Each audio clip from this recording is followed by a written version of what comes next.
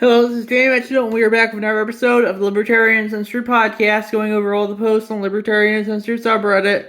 Let's get right into it. So first we have The Truth About IPAC. This is an uncensored group, so I hope this isn't a problem. Posted by 7-Eleven Adam, and that's looks like some video from, I don't know what that looks like, some sources are, I think it's at William J7119 on Instagram. It looks like that's what the @ says. But yeah, my thoughts on that are, they say it's an uncensored group, but it's the Libertarian Uncensored subreddit. It's kind of like the Holy Roman Empire of subreddits. It's none of the things it's claimed to be. Like the Holy Roman Empire wasn't holy, nor Roman, nor an empire. The Libertarian Uncensored subreddit is neither libertarian nor uncensored, though I guess it is a subreddit, so at least they have that going for them. But regardless, I think IPAC is definitely one of the most powerful lobbies in a city that's chock full of them, and that's definitely kind of concerning. It's really concerning how a lot of Americans' foreign policy is set not by people in the House or the Senate, but the Knesset, and that's something that I think really people really need to notice. I don't want to go like straight, like protocols of the elders of Zion, but it's interesting how that Israel is essentially running America's domestic and foreign policy, and that's not something that I think is that libertarian. I think the libertarian position is each person runs their own policy, and they don't have them being influenced by outside groups like Israel, and that's my thoughts on that issue. Now we have This Is the Woman We Want from 7-Eleven, posted by 7-Eleven Adam. That's a link to israelhayom.com, and that's the story is Pentagon taps spokesperson despite her anti-Semitic lies. And yeah, personally, I think a lot of Israel says, well, if you criticize Israel at all, you're anti-Semitic. And yeah, it's interesting on Reddit when you criticize Israel. If you're a right winger, they'll call you anti-Semitic, but if you're a left winger, they'll say no, that's just anti-Zionism. And it's just if you want to call someone anti-Semitic or anti-Zionist, call people whatever you want to, but you just can't use words to shut down all dissent like Israel kind of does. If you want to ignore people's criticisms of you as anti-Semitic, you should be able to do that, just by doing and saying whatever you want to. But eventually people will realize it's a bad faith argument, and yeah, that's my thoughts on that issue. And we have Explosive Ducks from 7-Eleven Adam. They posted a lot over this stretch, and then it's an article from Western Journal. Zuckerberg grooming and Instagram. Explosive docs surface in court. Expose damning emails on sick grooming situation.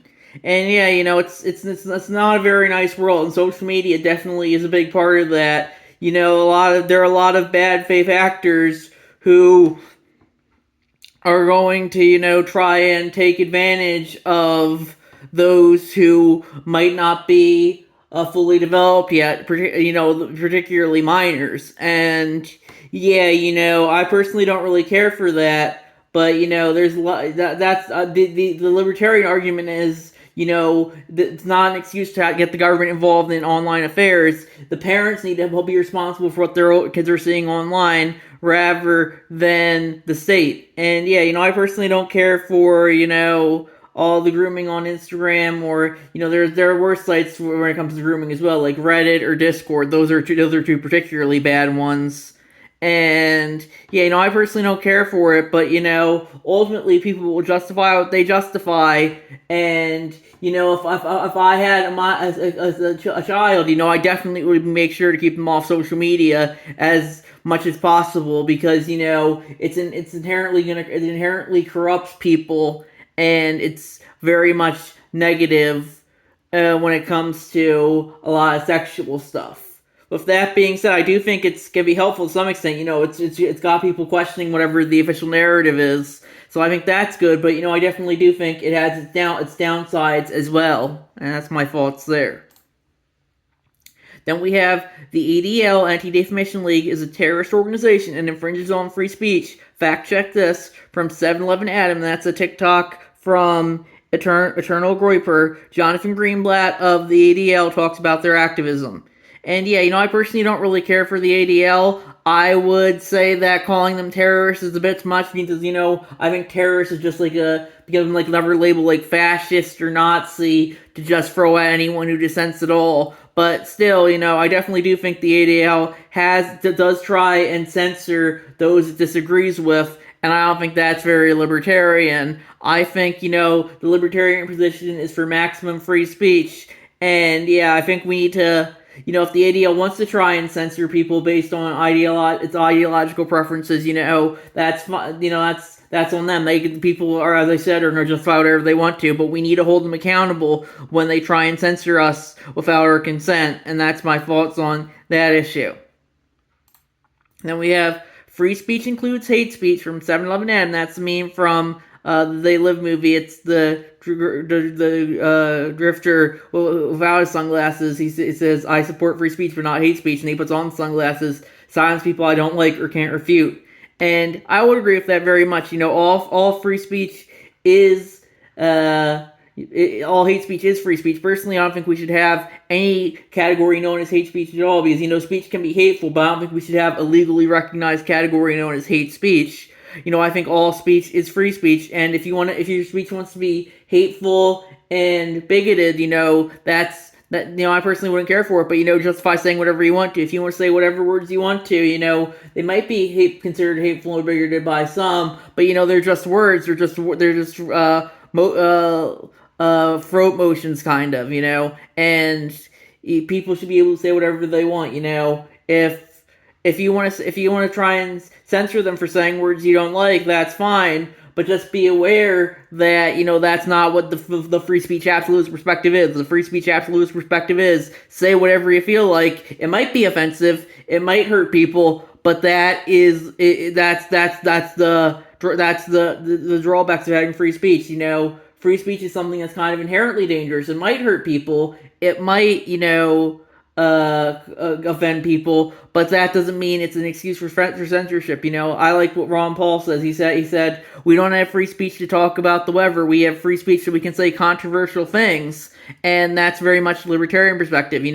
Say whatever you want to, and yeah, that's my thoughts there. Then we have the horrible play to neuter courts as a check on executive overreach in Trump's big beautiful bill. And that's a YouTube link from Paton 13. That's from the Generic Art Dead channel. And yeah, and they added, trust me, unless you're really up into the speed already, you're going to want to spend 3 minutes to watch this.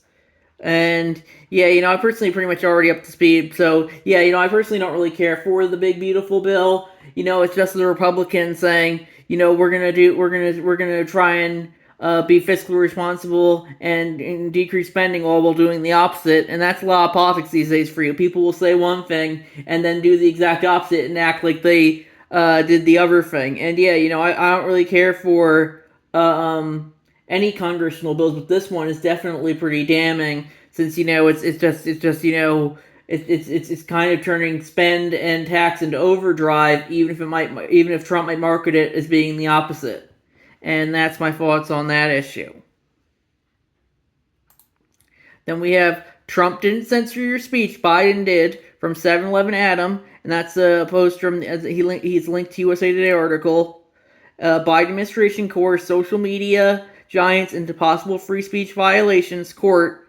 And yeah, personally, I don't think Trump should get off the hook for that either. I think he's probably responsible for government censorship of speech as well. But Reddit would never criticize Biden for doing that. And if they can't deflect anymore, they'll just say, "Oh, it was justified because that speech might have hurt people because the speech, a lot of speech that the Biden administration coerced social media censor was stuff that went against the official narrative in regards to COVID-19. And I personally think we need a free speech absolute perspective in regard to COVID-19. Maybe telling people that it's fake, go outside anyway, might hurt them. But people, if they want to justify what they want to justify, they should be able to. Just because it might result in negative externalities isn't an excuse to justify censorship. And yeah, a lot of people seem to fall during the pandemic. A lot of people seem to think that there was a pandemic exemption for the Constitution and Bill of Rights. Well, that's not in there. Just because it's an exceptional time doesn't mean that the Constitution and the Bill of Rights just automatically go away, even if the government doesn't usually tries to get by them at whatever time. Usually they try and get past them in whichever way possible, but that doesn't mean they still aren't there, and we still shouldn't be at least trying to enforce the government to follow them. And yeah, if the government does want to justify censoring speech, I personally wouldn't care for it, but they have the monopoly on legal use of force to justify whatever they feel like. So my thoughts on that are, I personally am against it, but we gotta hold them accountable when it does happen. And that's my thoughts on that issue. Then we have The Bedrock of Liberty, Virtue and Self-Governance in the American Republic, from HumblyMyBrainSubstack.com, posted by Humbly My Brain, and that's a cross post from the Civil Square subreddit. And they said, the foundational principles and civic virtues from the bedrock of the American system of government were deliberately designed for moral and religious people. As John Adams famously declared, our Constitution was made only for moral and religious people. It is wholly inadequate to the government of any other. The assertion underscores the profound truth that our Republican form of government is not a self-sustaining mechanism, but a delicate framework that depends on the character and responsibility of its citizens. The system was created to foster self-governing, self-sufficient individuals, citizens capable of exercising moral agency in both their personal conduct and their interactions within society. Far from being a utopian fantasy or a dystopian imposition, the system is grounded in the realistic expectation that free society thrives only when its people cultivate individual virtue and take responsibility for their actions. It is government meant for mature, responsible adults who engage in a voluntary market characterized by both competition and cooperation, promoting liberty rather than enslaving its citizens to centralized control or dependency. And I would agree with all that. Some people might have a problem with, our Constitution was designed for moral and religious people. But I say if you don't have a religion or at least a moral code, then your people can justify whatever they want, even if, it's frankly immoral or wrong. And yeah, I personally do think people can't be moral without religion. That's my thoughts. But, if you don't think that people can be moral without religion, think whatever you want to. I think people, if you want to be religious and be libertarian, I think that's fine. If you want to be an atheist and be libertarian, I think that's fine. But, I personally do think if people don't have a moral system to guide them, they can justify a lot of bad stuff against people, and that's not something that I personally care for.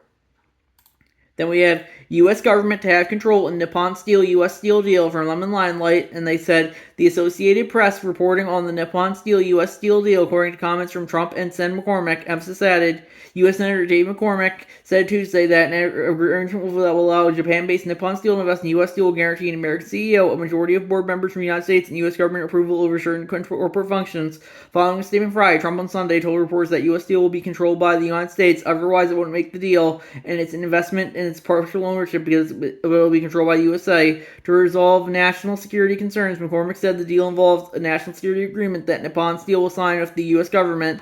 That entails an American CEO, an American majority board, and a golden share, which requires U.S. government approval of a number of the board members that allows the U.S. to ensure that production levels aren't cut, McCormick said. What sort of economic and political theory supports state-owned enterprises and the government plan production? And yeah, I personally think, Trump likes to market himself as a conservative, but, I think he's much more socialist, or dare I even say communist, when it comes to stuff like this. He's pretty much saying, we're going to nationalize U.S. Steel, and if you don't like it, well, too bad, there's nothing you can do about it. And yeah, I definitely do think nationalizing companies isn't the way to go from a libertarian perspective. The libertarian perspective is privatize big business, big state-owned businesses, not nationalize them, and that's my thoughts on that issue. Then we have Donald Trump's approval rating skyrockets with Hispanics from Newsweek.com, posted by Color Monochrome.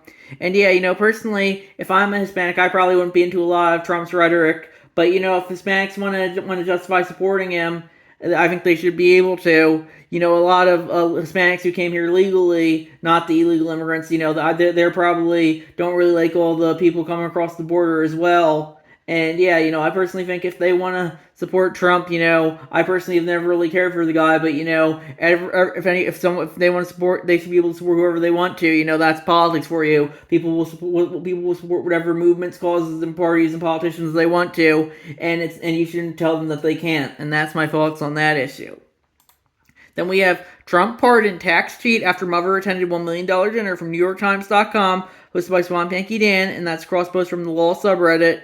And yeah, I personally don't care for a lot of the presidential pardon power, but I didn't care for when Biden pardoned his son or Dr. Fauci either. So sometimes you just have to live with it. I personally don't think these people are too good, but if the government wants to pardon them, sometimes there's nothing you can do about it. That's why I think the president has arguably too much pardon power as it is currently, and that's my thoughts on that issue. So I think we're gonna wrap it up there. I'll see you guys in the next episode. Bye.